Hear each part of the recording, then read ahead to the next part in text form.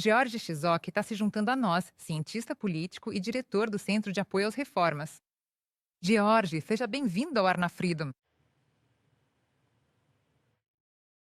George, gostaria de saber sua opinião. Será que é realmente só amizade, quero dizer, o oleoduto, que é tão importante para a Hungria e Eslováquia? Ou existe uma posição de princípio e a possibilidade de, pelo menos, atrasar o fornecimento de mais um pacote de ajuda à Ucrânia?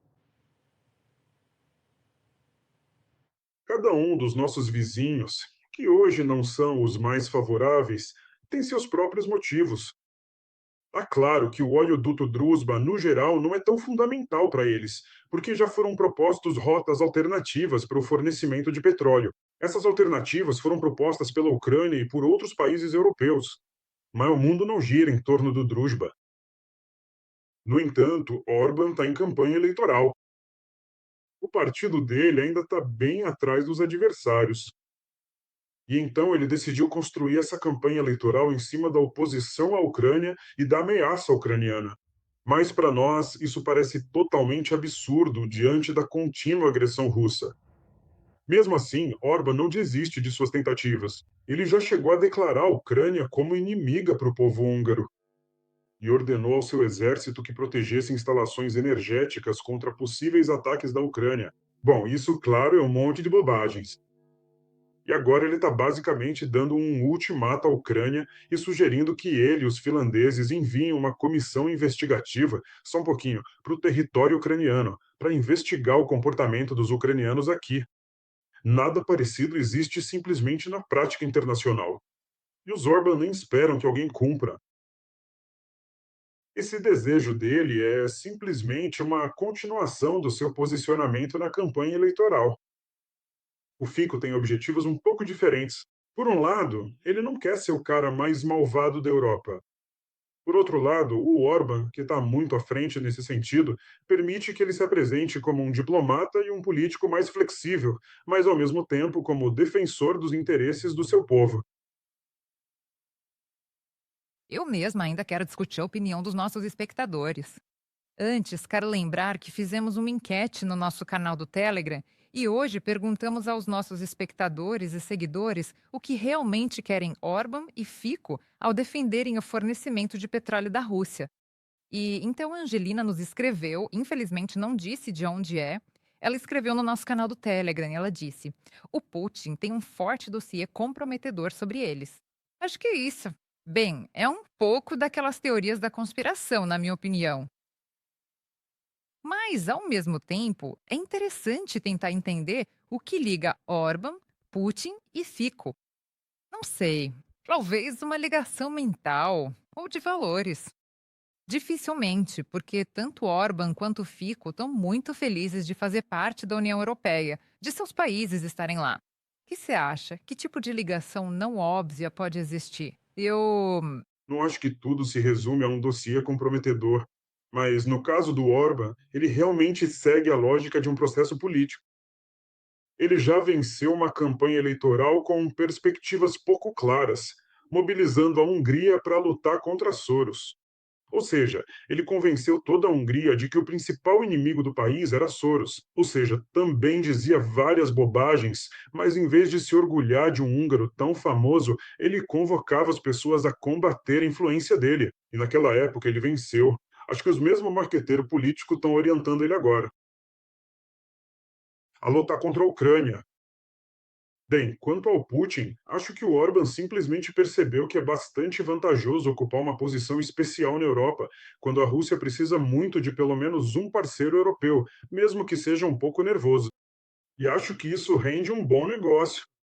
Embora, claro, seja muito difícil imaginar como o ardente líder estudantil do final dos anos 80, Viktor Orbán, que era observado com interesse em todos os países pós-soviéticos, ainda na União Soviética naquela época, por organizar a juventude para lutar contra o regime comunista, conseguiu se transformar assim mais para o fim da vida. Em algo assim, nem sei como dizer isso de forma educada.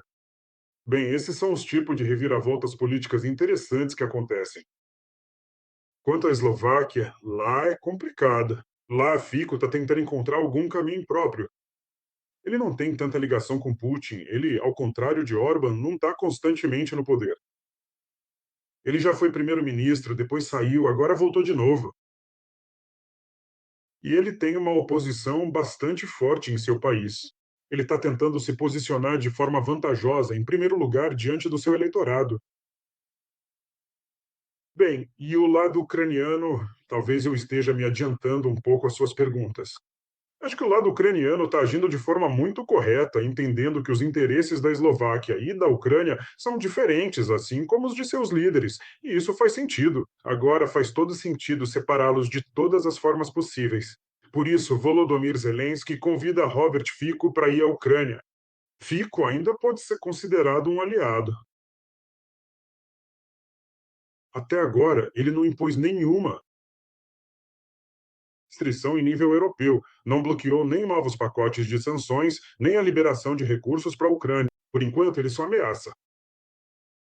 Ele ainda não declarou a Ucrânia como inimiga, e ainda dá para conversar com ele como se fosse um amigo que só não entendeu direito a situação. Já com Orban, eu acho que até as eleições nem vale a pena conversar e nem precisa fazer nenhum ataque contra ele.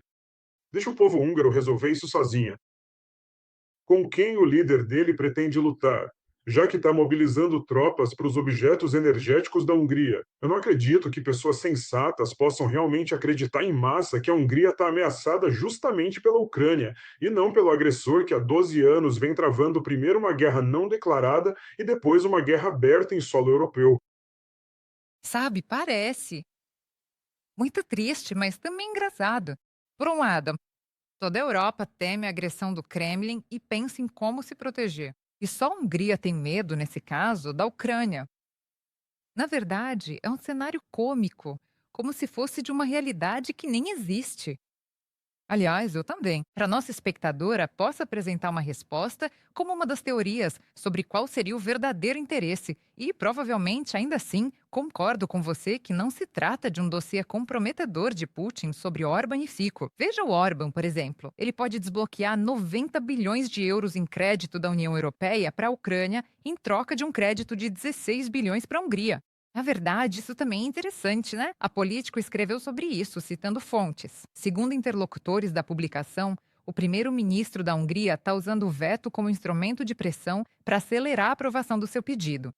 Estamos falando de um empréstimo de defesa e, ao mesmo tempo, a União Europeia está discutindo alternativas sobre como contornar o bloqueio de Budapeste.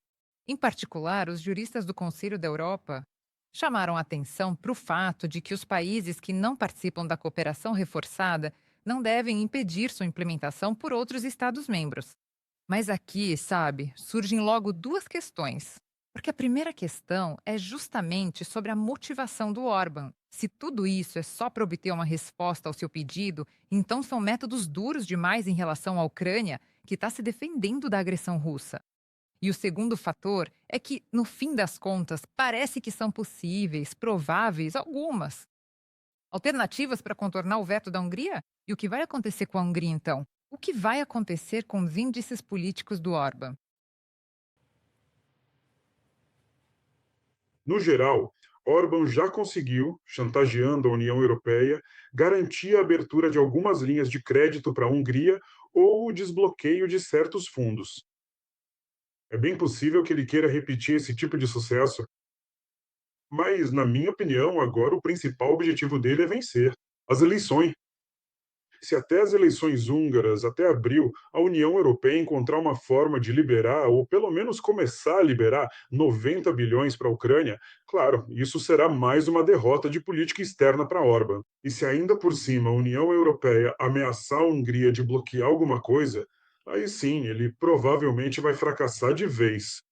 Acho que agora ele apostou tudo nessa luta contra a Ucrânia, meio virtual, da qual ele pode abrir mão caso vença. Mas eu realmente não gostaria que ele vencesse de novo, e espero que isso seja impossível. Pois é, um vizinho desses mesmo. É a esse ponto que o populismo leva um político que já foi democrático. E os europeus também já entendem que, na verdade, a posição de ambos os líderes é, no geral, a de pequenos chantagistas. E até quando isso vai? A Europa está disposta a fechar os olhos para isso, para não criar problemas maiores para toda a União Europeia.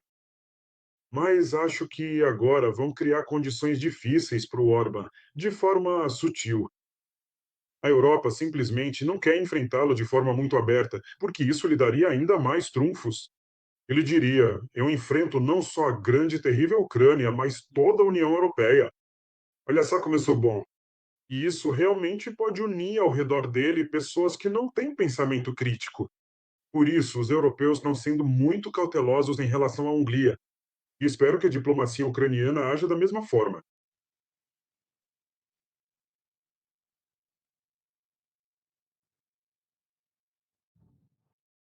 Então, Olga escreve: eu sugeriria que Fico e Orban enviassem seus próprios cidadãos especialistas para reconstruir esse trecho, tubulações sob mísseis e drones. Afinal, são os países deles que precisam disso, que procurem voluntários. Na verdade, realmente é uma opinião muito interessante. Mas aqui eu acho que foi expressa de forma bastante radical e polêmica. Mas.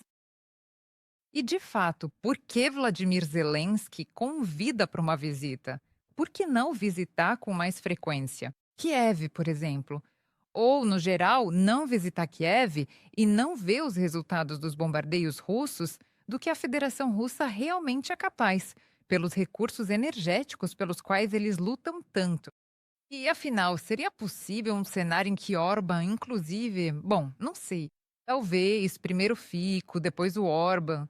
Vamos ver depois das eleições qual será o destino, se esse diálogo vai realmente se tornar mais construtivo. E realmente com a demonstração das consequências dos bombardeios russos. Então, Acho que na Eslováquia isso é totalmente possível.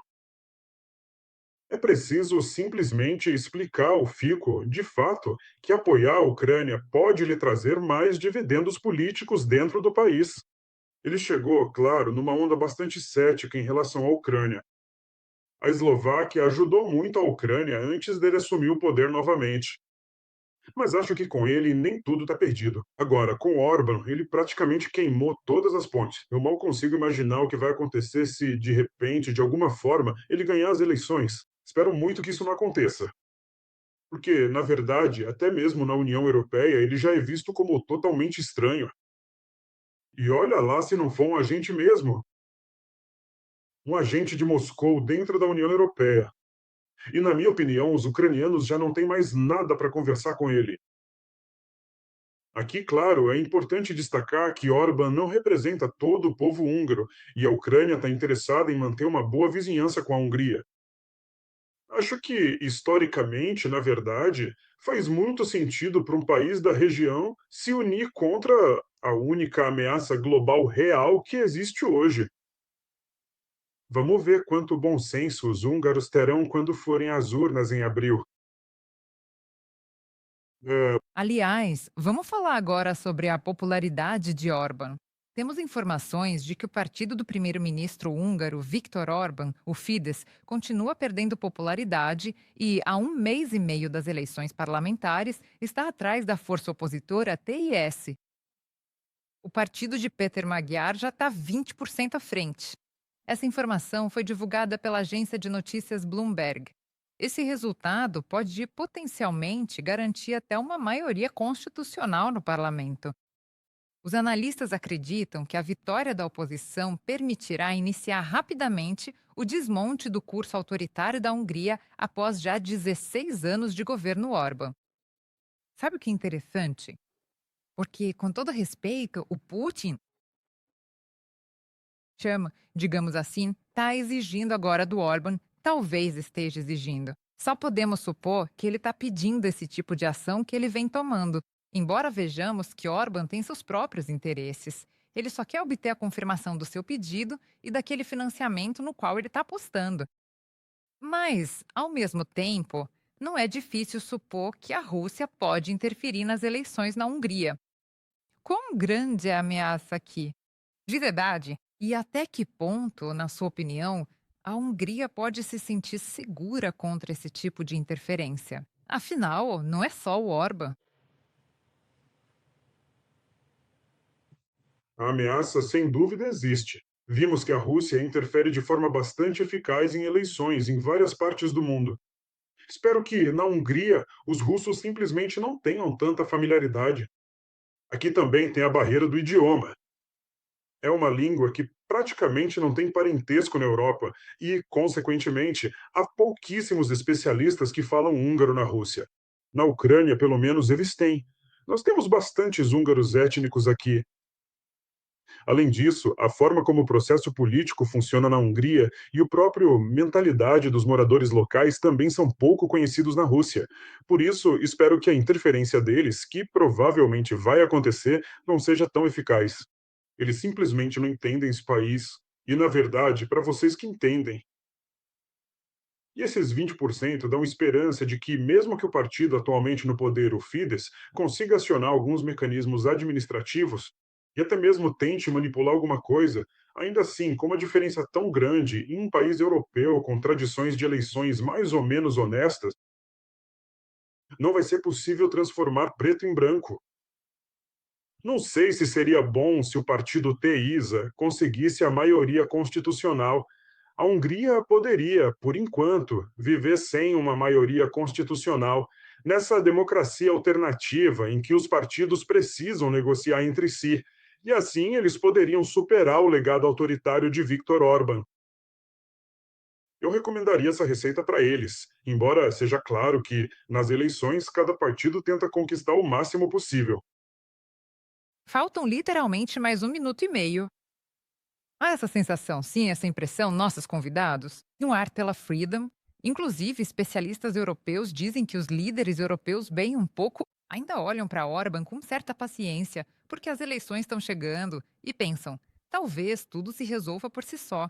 Bem, o que você acha se de repente considerarmos essa possibilidade de que Orbán ainda assim consiga continuar com sua política, inclusive em relação à Ucrânia? Será que a União Europeia estará pronta para tomar medidas tão decisivas contra a Hungria? Até mesmo, não sei, retirar o direito de voto ou contornar o veto da Hungria? Estão sendo consideradas várias opções agora. E Acho que, com certeza, nesse caso, no qual a gente realmente não quer acreditar que seja possível, com certeza haverá decisões duras, porque Orbán está criando um precedente muito perigoso e simplesmente a União Europeia pode se desfazer como comunidade se não mostrar que esse tipo de comportamento, em relação aos outros membros da União, deve custar caro ao país que se permitir esse tipo de atitude. Acho que as opções já estão sendo desenvolvidas, mas só vão colocá-las em prática se, de fato, Orbán continuar no poder. Já vimos como, em muitas questões mais técnicas, onde não é necessário votação por consenso, Orbán já foi contornado perfeitamente e já estão acontecendo negociações substanciais com a Ucrânia sobre adesão à União Europeia, embora parecesse impossível. Encontraram uma brecha jurídica e as negociações foram abertas em 3 dos 6 clusters. Acho que se o Fidesz novamente, de alguma forma, conseguir a maioria, vai acabar ficando claro que a legislação europeia permite esse tipo de ovelha negra que estraga todo o rebanho, de alguma forma ser isolada e as decisões serem tomadas sem levar em conta a opinião dessa ovelha negra. obrigado, George, por ter participado ao vivo no Freedom hoje. Foi interessante. George Chizov esteve em contato conosco, cientista político e diretor do Centro de Apoio às Reformas.